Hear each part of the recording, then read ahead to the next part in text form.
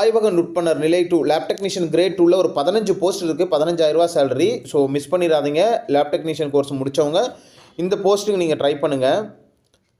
தென் வந்து பார்த்தீங்கன்னா மேனிஃபோல்டு டெக்னீஷியனுக்கு ஒரு போஸ்ட் இருக்குது, 15,000 சேலரி. ஸோ எங்கன்னு பார்த்தீங்கன்னா அறிஞர் அண்ணா நினைவு புற்றுநோய் மருத்துவமனை காரப்பேட்டை காஞ்சிபுரத்துலேருந்து கேட்டிருக்காங்க.